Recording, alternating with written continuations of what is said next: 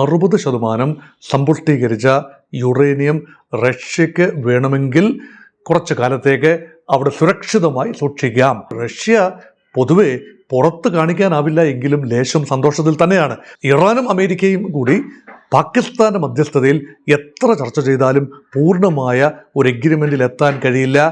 ചൈനയും റഷ്യയും കൂടി രംഗത്ത് വന്നുകൊണ്ട് മാത്രമേ സമഗ്രമായ ഒരു പീസ് പ്രോസസ്സ് മുന്നോട്ട് പോകാനാവൂ.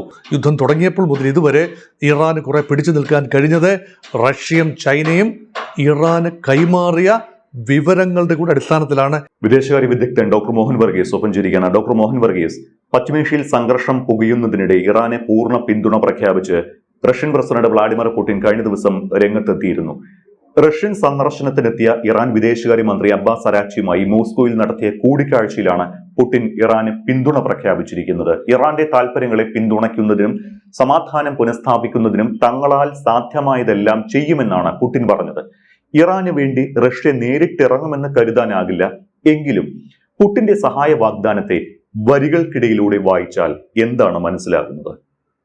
എന്തുകൊണ്ട് റഷ്യ ഇതുവരെ കാര്യമായ പ്രതികരണങ്ങളൊന്നും നടത്തിയിട്ടില്ല ഇറാൻ അമേരിക്ക യുദ്ധത്തെക്കുറിച്ച്? ഇത് ന്യായമായ ഒരു ചോദ്യമാണ്. ഒരുപക്ഷെ റഷ്യ നേരിട്ട് ഇടപെടാനൊക്കുന്ന ഒരു സാമ്പത്തിക സാഹചര്യത്തിലോ ഒരു സൈനിക സാഹചര്യത്തിലോ അല്ല. അതായത് റഷ്യ മറ്റൊരു മേഖലയിൽ യുദ്ധം ചെയ്തുകൊണ്ടിരിക്കുകയാണ്. റഷ്യ ഉക്രൈൻ യുദ്ധം മുന്നോട്ട് പോയിക്കൊണ്ടിരിക്കുകയാണ്. അതിനിടയിൽ മറ്റൊരു പോർമുഖം കൂടെ തുറക്കുന്നതിൻ്റെ അനൗചിത്യം, അതാണ് ഒരു ഡയമെൻഷൻ. പക്ഷെ ഇപ്പോഴിതാ ഇറാന്റെ വിദേശകാര്യമന്ത്രി 2 രാജ്യങ്ങളിലേക്ക് സന്ദർശനം നടത്തി. ഇൻ ബിറ്റ്വീൻ പാകിസ്ഥാന്റെ പ്രധാനമന്ത്രിയുമായും ഡിഫൻസ് ചീഫ് അല്ലെങ്കിൽ ആർമി ചീഫായ അസിം മുനീറുമായും സംസാരിച്ചിരിക്കുന്നു. ആദ്യം ഒമാനിലേക്ക് പോകുന്നു, പിന്നീട് പാകിസ്ഥാനിൽ വരുന്നു, പിന്നീട് അബ്ബാസ് അരാക്ചി റഷ്യയിൽ പോയി. അതായത് സെയിൻറ്റ് പീറ്റേഴ്സ്ബർഗിൽ പോയി വ്ളാഡിമിർ പുടിനുമായി നേരിട്ട് സംസാരിക്കുകയാണ്. എന്താവും സംസാരിച്ചത് എന്നതിനെക്കുറിച്ച് അബ്ബാസ് അരാക്ചി പറഞ്ഞത് മാത്രമേ നമുക്കറിയൂ. അതായത് ഇറാനെ അനാവശ്യമായി ഉപദ്രവിക്കുകയാണ്, ദ്രോഹിക്കുകയാണ്, അന്യായമായ ഒരു കടന്നുകയറ്റമാണ് അമേരിക്ക നടത്തിയിരിക്കുന്നത്. ഇത് അബ്ബാസ് അരാക്ചി അല്ല, ഇറാന്റെ എല്ലാ നേതാക്കളും പറയുന്നത് തന്നെയാണ്. പക്ഷെ അതിനോടുള്ള റഷ്യൻ പ്രതികരണമാണ് ഒരുപക്ഷെ ഇപ്പോൾ ഗൗരവമായി പരിഗണിക്കേണ്ടത്. റഷ്യൻ പ്രസിഡന്റ് വ്ളാഡിമിർ പുടിൻ ഔപചാരികമായി തന്നെ പറയുന്നു, യുദ്ധം ഒരു പരിഹാരമല്ല, സമാധാന പ്രക്രിയയിലേക്ക് വരണം. അതിനു മുൻപ് തന്നെ വ്ളാഡിമിർ പുടിൻ പല ആവർത്തി പറഞ്ഞതാണ്, ആണവ ആയുധങ്ങളാണ്, ആണവ സമ്പുഷ്ടീകരണ പ്രക്രിയയാണ് പ്രശ്നമെങ്കിൽ തങ്ങൾ സഹകരിക്കാം, തങ്ങളൊരു ആണവ രാജ്യമാണ്, ഇറാന്റെ സമ്പുഷ്ടീകരിച്ച യുറേനിയം വേണമെങ്കിൽ തങ്ങൾ സേഫ് കസ്റ്റഡിയിൽ വെച്ചുകൊള്ളാം. അപ്പോൾ അതാണ് അമേരിക്കയെ അലോസരപ്പെടുത്തുന്നതെങ്കിൽ അമേരിക്ക പറയുന്നത് അമേരിക്കയിലേക്ക് മാത്രമേ അത് കൊണ്ടുപോകാനാവൂ, അത് ഇറാൻ എഗ്രി ചെയ്തു എന്ന് വ്യാജമായ ഒരു വാർത്ത അമേരിക്കൻ പ്രസിഡന്റ് ഭാഗത്തുനിന്ന് പുറത്തുവിട്ടു. അതൊട്ടും ശരിയായിരുന്നില്ല എന്ന് പിന്നീട് ബോധ്യമായി. ഇറാൻ അങ്ങനെ ഒരു ചർച്ച അമേരിക്കയുമായി നടത്തിയിട്ടില്ല. ആണവ പദ്ധതി നിർത്തിവെക്കുമെന്ന് ഇറാൻ ഓരോടൊപ്പം പറഞ്ഞിട്ടില്ല. അതൊരു തർക്ക വിഷയമായി നിൽക്കുന്നു. അങ്ങനെയെങ്കിൽ Russia can chip in very meaningfully with the safe custody of the nuclear materials. 60% സമ്പുഷ്ടീകരിച്ച യുറേനിയം റഷ്യക്ക് വേണമെങ്കിൽ കുറച്ചു കാലത്തേക്ക് അവിടെ സുരക്ഷിതമായി സൂക്ഷിക്കാം. അത് അമേരിക്കയ്ക്ക് കൊണ്ട് വിശ്വാസമാണ്. കാരണം റഷ്യയുടെ കയ്യിൽ ഇഷ്ടംപോലെ ആണവായുധങ്ങൾ ഉണ്ടല്ലോ. 60% അല്ല, പരമാവധി സമ്പുഷ്ടീകരിച്ച യുറേനിയം ഉണ്ട്, അറ്റം ബോംബുകളുണ്ട്. ഏതാണ്ട് 5000-ൽ പരം ബോംബുകൾ അവരുടെ കൈവശമുണ്ട്. ആണവ പോർമുനകൾ റഷ്യയുടെ കൈവശമുണ്ട്. അപ്പോഴാണ് ഈ ക്രൂഡ് ഒരു ഡിവൈസസ് മാത്രം ഉണ്ടാക്കാൻ കഴിയുന്ന ഇത്രയും ഫിസൈൽ മെറ്റീരിയൽ. അതൊന്നും വലിയ വിഷയമല്ലല്ലോ. പക്ഷെ ഇതൊക്കെ തർക്ക പരിഹാരത്തിന് ഒരുപക്ഷെ റഷ്യക്ക് സാധിക്കും എന്നതാണ്. ഇനി മറ്റൊരു ഡയമെൻഷൻ കൂടി ഇതോടൊപ്പം ചേർത്ത് വായിക്കണം. ഇറാൻ മാത്രമല്ല അമേരിക്കയുടെ ബ്ലാക്ക് ലിസ്റ്റിൽ. റഷ്യയും അമേരിക്കയുടെ ഉപരോധം നേരിടുന്ന രാജ്യമാണ്. പക്ഷേ ഇറാൻ വിഷയം മൂർധന്യത്തിലെത്തിയപ്പോൾ, ഹോർമൂസ് കടലിടുക്ക് ബ്ലോക്ക് ചെയ്യപ്പെട്ടപ്പോൾ, എണ്ണ പ്രതിസന്ധി വ്യാപകമായി ആഗോളതലത്തിൽ സംഭവിച്ചപ്പോൾ റഷ്യൻ എണ്ണയ്ക്ക് ആവശ്യക്കാരുണ്ടായി. അതുമാത്രമല്ല റഷ്യൻ ക്രൂഡ് ഓയിൽ നേരെ ഉണ്ടായിരുന്ന അമേരിക്കൻ ഉപരോധം തൽക്കാലത്തേക്ക് പിൻവലിച്ചു. ഇപ്പോൾ ആ നിരോധന പിൻവലിക്കൽ കുറച്ചുകൂടി നീട്ടിയിരിക്കുന്നു. അതുകൊണ്ട് റഷ്യ പൊതുവെ പുറത്ത് കാണിക്കാനാവില്ല എങ്കിലും ലേശം സന്തോഷത്തിൽ തന്നെയാണ്. തങ്ങളുടെ എണ്ണ വിൽക്കാൻ സാധിക്കുന്നുണ്ട്. ചൈനയ്ക്ക് മാത്രമല്ല, ഇന്ത്യക്കുൾപ്പെടെ റഷ്യയുടെ എണ്ണ നിർബാധം വിൽക്കാൻ സാധിക്കുന്നുണ്ട്. പക്ഷേ അത് ഇന്ത്യയുടെ മൊത്തം ഊർജ്ജ ആവശ്യങ്ങൾക്ക് റഷ്യയിൽ നിന്ന് മാത്രം വാങ്ങിയത് കൊണ്ടാവില്ലല്ലോ. അവർക്ക് നൽകാൻ ഒക്കുന്നതിനും ഒരുപക്ഷെ ഒരു ലിമിറ്റ് ഉണ്ടായേക്കാം. അതുകൊണ്ട് ഹോർമൂസ് കടലിടുക്ക് കടന്നുള്ള സുഗമമായ എണ്ണ വ്യാപാരം ഉണ്ടാകണം എങ്കിൽ അതിന് സമയമെടുക്കും. അതുവരെ റഷ്യയും കൂടെ സഹകരിക്കണം. അതുകൊണ്ട് എൻ്റെ പോയിന്റ് ഇതാണ്, Russia has a very meaningful role to play in diffusing the tension. അപ്പം ടെൻഷൻ ഒഴിവാക്കാൻ ഇറാനും അമേരിക്കയും കൂടി പാകിസ്ഥാന്റെ മധ്യസ്ഥതയിൽ എത്ര ചർച്ച ചെയ്താലും പൂർണ്ണമായ ഒരു എഗ്രിമെന്റിൽ എത്താൻ കഴിയില്ല. ചൈനയും റഷ്യയും കൂടി രംഗത്ത് വന്നുകൊണ്ട് മാത്രമേ സമഗ്രമായ ഒരു പീസ് പ്രോസസ്സ് മുന്നോട്ട് പോകാനാവൂ. ഇപ്പോൾ റഷ്യ ഇറാന്റെ പക്ഷം ചേർന്നു എന്ന് കൃത്യമായി ആ രീതിയിൽ പറയുന്നത് ശരിയല്ല. പക്ഷേ ഇറാൻ പക്ഷത്താണ്, മനസ്സുകൊണ്ട് ഇറാൻ പക്ഷത്താണല്ലോ. അത് മാത്രമല്ല, റഷ്യൻ സാങ്കേതിക വിദ്യ, ഏറിയൽ ബാക്കപ്പ്, മാത്രമല്ല സാറ്റലൈറ്റ് ബാക്കപ്പ്, അതിൻ്റെ ഇൻഫർമേഷൻ, അതുപോലെ ഇന്റലിജൻസ് ഇൻപുട്സ്, ഇതെല്ലാം തന്നെ ഇറാൻ എക്കാലത്ത് നൽകിയിരുന്നു. യുദ്ധം തുടങ്ങിയപ്പോൾ മുതൽ ഇതുവരെ ഇറാന് കുറെ പിടിച്ചു നിൽക്കാൻ കഴിഞ്ഞത് റഷ്യയും ചൈനയും ഇറാന് കൈമാറിയ വിവരങ്ങളുടെ കൂടെ അടിസ്ഥാനത്തിലാണ് എന്നുകൂടി ഓർക്കണം. ആ ഒരു പശ്ചാത്തലം നോക്കുമ്പോൾ റഷ്യയെ നള്ളിഫൈ ചെയ്യാതെ, റഷ്യയെ കോൺഫിഡൻസിലെടുക്കാതെ ഈ യുദ്ധം അവസാനിപ്പിക്കാൻ പറ്റില്ല. ഉദാഹരണത്തിന്, അമേരിക്കൻ സേനകൾ ഇറാന്റെ മണ്ണിൽ കരയുദ്ധത്തിലേക്ക് പ്രവേശിക്കുന്നു എന്ന് കരുതുക. അവിടെയാണ് അമേരിക്കൻ സൈന്യത്തെ വലിയ പ്രതിസന്ധികൾ കാത്തു നിൽക്കുന്നത്. അപ്പോൾ സാറ്റലൈറ്റ് പിക്ചേഴ്സ് നൽകുന്ന അമേരിക്കൻ ട്രൂപ്പ് മൂവ്മെന്റ്സിന്റെ അല്ലെങ്കിൽ കമാൻഡോ മൂവ്മെന്റ്സിന്റെ കൃത്യമായ വിവരങ്ങൾ ഇറാൻ അപ്പോൾ നൽകാൻ റഷ്യക്ക് കഴിയും. വലിയ നാശനഷ്ടങ്ങളാണ് ഉണ്ടാകാൻ സാധ്യത അമേരിക്കൻ ഭാഗത്ത്. അതുകൊണ്ടാണ് കരയുദ്ധത്തിലേക്ക് പ്രവേശിക്കാതെ അമേരിക്ക മാറി നിൽക്കുന്നതും റഷ്യ എന്ത് ചെയ്യുമെന്ന് ഉറപ്പില്ലാത്തതുകൊണ്ടാണ്. കുറച്ചുകൂടി കൃത്യമായി വ്യക്തമായി ഡൊണാൾഡ് ട്രംപിന്റെ പദ്ധതികൾക്ക് മറുപുറമുണ്ട് എന്ന രീതിയിൽ റഷ്യൻ പ്രസിഡന്റിന്റെ ഭാഗത്തുനിന്ന് സംസാരം വരുന്നു. ഇറാൻ അനുകൂലമായിട്ടാണ് ഇറാൻ അതിനെ വ്യാഖ്യാനിച്ചത്. റഷ്യ സപ്പോർട്ട്സ് ഇറാൻ എന്ന രീതിയിൽ. അതോടൊപ്പം തന്നെ ഗൾഫ് രാജ്യങ്ങളും GCC മേഖലയിലെ രാജ്യങ്ങളും ഹോർമൂസ് തുറക്കുന്നതിന് വേണ്ടി ഇപ്പോൾ ഇറാൻ മുന്നോട്ട് വെച്ച സമാധാന നിർദ്ദേശങ്ങൾ, ഹോർമൂസ് തുറക്കാൻ തങ്ങൾ തയ്യാറാണ്, തങ്ങൾക്കെതിരെയുള്ള ഉപരോധം അവസാനിപ്പിച്ചാൽ മതിയാകും. ആ നിർദ്ദേശത്തോടും അനുകൂലമായി തന്നെയാണ് ഇപ്പോൾ പ്രതികരിച്ചുകൊണ്ടിരിക്കുന്നത്.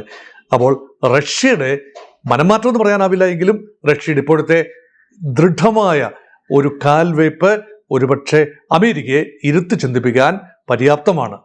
ശരിക്കും ഇതിനോടകം തന്നെ ഈജിപ്ത്, ഖത്തർ, തുർക്കിയ തുടങ്ങിയ രാജ്യങ്ങളുമായെല്ലാം ഇറാൻ ആശയവിനിമയം നടത്തിയിട്ടുണ്ട്.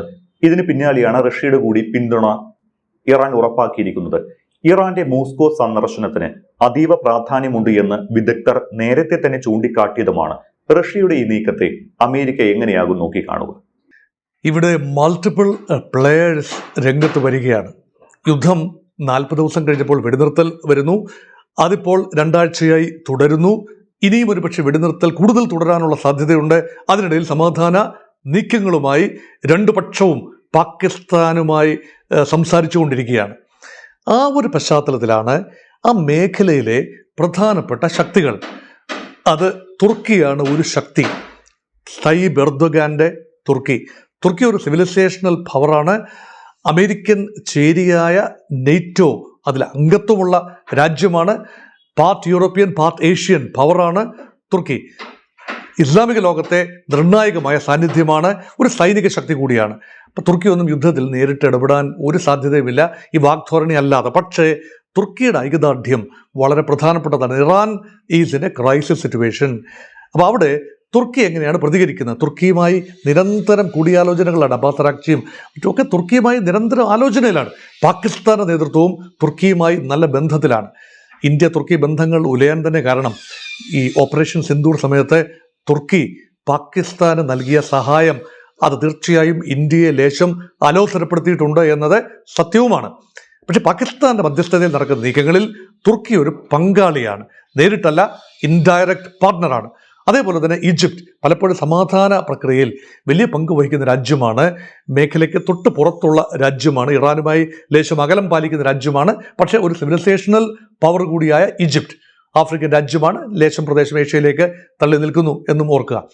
ഈജിപ്തിൻ്റെ താല്പര്യങ്ങളും ഇതിനകത്ത് കരുതേണ്ടതുണ്ട്. കാരണം ആദ്യം ഇസ്രായേലുമായി സന്ധി ചെയ്ത അറബി രാജ്യം ഈജിപ്റ്റാണ്. 1978 അമേരിക്കൻ പ്രസിഡന്റ് ജിമ്മി കാർട്ടറുടെ മധ്യസ്ഥതയിൽ ആദ്യമായിട്ടാണ് ഒരു ജൂതരാജ്യത്തെ ഒരു അറബി രാജ്യം, ഒരു മുസ്ലിം രാജ്യം ഔപചാരികമായി അംഗീകരിച്ച് സൗഹൃദത്തിലാകുന്നത്. അത് ക്യാമ്പ് ഡേവിഡ് അക്കോർഡിലൂടെയാണ്. അതിനുശേഷം ഈജിപ്തിൻ്റെ വാക്കുകൾ ഇസ്രയേലിനും കൂടെ സ്വീകാര്യമാണ് പലപ്പോഴും. അതുകൊണ്ട് ഇസ്രയേൽ നേരിട്ട് രംഗത്ത് വരുന്നില്ല എങ്കിലും ഈജിപ്ത് എന്ന് പറയുന്നു എന്നത് വളരെ പ്രധാനപ്പെട്ട കാര്യമാണ്. അതോടൊപ്പം ചേർത്ത് വായിക്കേണ്ടത് പലപ്പോഴും ഖത്തറിൻ്റെ റോൾ നമ്മൾ അണ്ടർ എസ്റ്റിമേറ്റ് ചെയ്യാറുണ്ട്. ഖത്തർ ഇപ്പോൾ ഇറാൻ്റെ ആക്രമണം വല്ലാതെ നേരിടുന്ന ഒരു രാജ്യം കൂടിയാണ്. കാരണം അമേരിക്കയുടെ വലിയ സേനാ താവളം, വ്യോമതാവളം അവിടെ ഉണ്ട്, അൽ ഉദൈദ് എയർബേസ്. അപ്പോൾ അത് അറ്റാക്ക് ചെയ്യപ്പെട്ടു. പല വള്ളത്തിൽ കാല് ചവിട്ടി നിൽക്കുന്ന രാജ്യമാണ് ഖത്തർ എന്ന് ഓർക്കണം. അമേരിക്കയോട് നല്ല അടുപ്പമുണ്ട്, അമേരിക്കൻ നിക്ഷേപം അവിടെയുണ്ട്. അതുപോലെ ഇറാനുമായി വളരെയധികം ചങ്ങാത്തമുണ്ട്. ഇറാൻ സപ്പോർട്ട് ചെയ്യുന്ന ഹിസ്ബുള്ള, ഹൂതി, ഹമാസ് ഈ വിഭാഗങ്ങളുമായി ഖത്തർ നിരന്തരം സംസാരത്തിലാണ്. അതുമാത്രമല്ല, ഈവൻ ഹമാസിൻ്റെ സെല്ലുകൾ ഖത്തറിൻ്റെ തലസ്ഥാനമായ ദോഹയിൽ പ്രവർത്തിക്കുകയും ചെയ്യുന്നുണ്ട്. ആ ഒരു കേന്ദ്രങ്ങളെ, ഹമാസിൻ്റെ ദോഹയിലെ കേന്ദ്രങ്ങളെ ലക്ഷ്യമാക്കിയാണ് 2025 ഇസ്രായേൽ ആക്രമണം നടത്തിയത് എന്നുകൂടി ഓർക്കണം. അതുകൊണ്ട് സമാധാന പ്രക്രിയ രണ്ടു കൂട്ടരോടും, ഇറാൻ അനുകൂല ഗ്രൂപ്പുകളോടും, ഇറാനോടും, ഇസ്രയേലിനോടും, അമേരിക്കയോടും, ഗൾഫ് രാജ്യങ്ങളോടും ഒരുപോലെ സംസാരിക്കാൻ കഴിയുന്ന ഒരു മധ്യസ്ഥ രാജ്യം, പലപ്പോഴും മധ്യസ്ഥ ശ്രമങ്ങൾ നടത്തിയ രാജ്യം എന്ന നിലയിൽ ഖത്തർ എന്തു പറയുന്നു എന്നതും പ്രധാനപ്പെട്ടതാണ്. അതുകൊണ്ട് ഇപ്പോൾ നറുക്ക് വീണിരിക്കുന്നത്, നയതന്ത്ര ബന്ധങ്ങളിൽ നറുക്ക് വീണിരിക്കുന്ന പാകിസ്ഥാനാണ്. പാകിസ്ഥാൻ ഇപ്പോൾ ഖത്തറും സന്ദർശിച്ചിരിക്കുന്നു. പാകിസ്ഥാന്റെ പ്രധാനമന്ത്രി ഷഹബാസ് ഷെറീഫ് പലയിടങ്ങളിലായി സഞ്ചരിക്കുകയാണ്. ഇഷാഖ് ദറും പലയിടങ്ങളിൽ സഞ്ചരിക്കുന്നു. സൈനിക മേധാവി പല പ്രാവശ്യം ഇറാനിൽ പോയി മടങ്ങി വരുന്നു. അതുകൊണ്ട് ഈ പീസ് പ്രോസസ്സിൽ ഇപ്പോൾ നമ്മൾ നേരത്തെ റഷ്യയുടെ കാര്യം പറഞ്ഞു.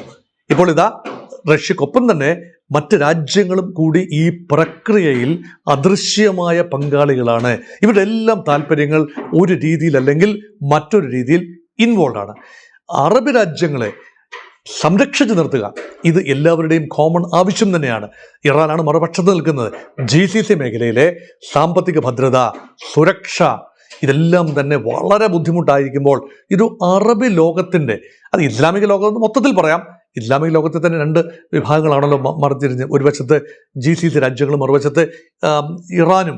Iran is known Arab, Turkey also is known Arab.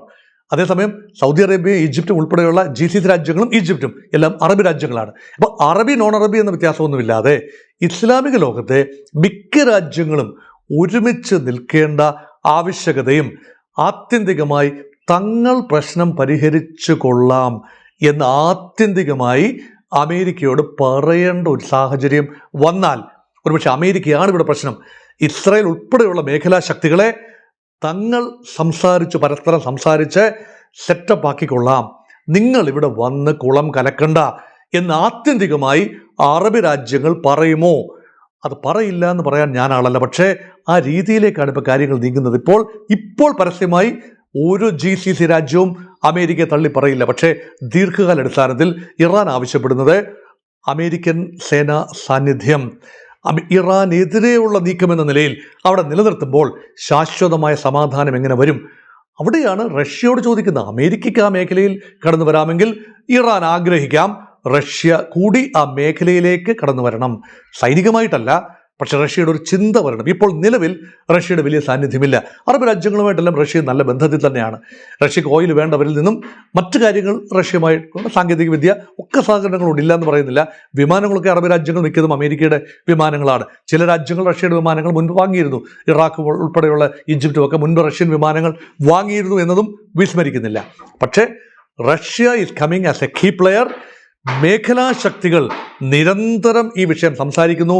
America കൂടുതൽ ഒറ്റപ്പെട്ടുകൊണ്ടിരിക്കുകയാണോ? സ്വന്തം രാജ്യത്തിനുള്ളിലും മേഖലയിലും കൂടുതൽ ഒറ്റപ്പെട്ടുകൊണ്ടിരിക്കുകയാണോ? ഈ കാര്യങ്ങളൊന്നും തന്നെ അമേരിക്കയുടെ പങ്കാളിത്തമില്ല. പാകിസ്ഥാനെ വിശ്വസിച്ച് അമേരിക്ക ഒരു കാര്യം ദൗത്യമേൽപ്പിച്ചിരിക്കുന്നു. പക്ഷേ അമേരിക്കയെ ഈ ഒരു സർട്ടൺ ലെവലിലെങ്കിലും ഒഴിവാക്കി തന്നെയാണ് പാകിസ്ഥാൻ പോകുന്നത്. പക്ഷെ ആത്യന്തികമായി Pakistan will report to America. ഇതാണ് പ്രദേശത്തിൻ്റെ മൂഡ്. ആ പ്രദേശത്തെ ഒരു രാജ്യവും യുദ്ധം തുടരാൻ ആഗ്രഹിക്കുന്നില്ല. യുദ്ധം തുടരാൻ ആഗ്രഹിക്കുന്നത് ഇസ്രായേലാണ്. യുദ്ധം തുടരാൻ ആഗ്രഹിക്കുന്നത് അമേരിക്കയല്ല, മറിച്ച് ട്രംപ് എന്ന വ്യക്തിയാണ്. അപ്പം ആ ഒരു നിഗമനത്തിൽ മൊത്തത്തിൽ ലോകം എത്തിച്ചേരുമ്പോൾ ഒരുപക്ഷെ അമേരിക്കയ്ക്ക് പിന്നോട്ട് പോകേണ്ടി വന്നേക്കാം. ആ ഒരു സാഹചര്യം ഒരുപക്ഷെ നമ്മൾ വളരെ ഏർലി ടൈംസ് ആണ്, പക്ഷേ ആ സാഹചര്യത്തിലേക്കാണ് ഒരുപക്ഷെ കാര്യങ്ങൾ നയിക്കുന്നത്. അതുകൊണ്ടാണ് ഈ എപ്പിസോഡിൽ റഷ്യയുടെ നിലപാട്, അറബ് രാജ്യങ്ങളുടെ നിലപാട്, പാകിസ്ഥാൻ മധ്യസ്ഥതയിൽ നിരന്തരമായി നടക്കുന്ന ചർച്ചകൾ ഇതെല്ലാം വിരൽ ചൂണ്ടുന്നത്. നേരിട്ട് അമേരിക്കയും ഇറാനും തമ്മിൽ സംസാരിച്ചാൽ വിഷയം തീരില്ല, മേഖലാ പരിഹാരങ്ങളാണ് വേണ്ടത് എന്ന് പലയാവർത്തി ഞാൻ പറഞ്ഞത് ഒരിക്കൽ കൂടി അടിവരയിട്ട് പറയുന്നു.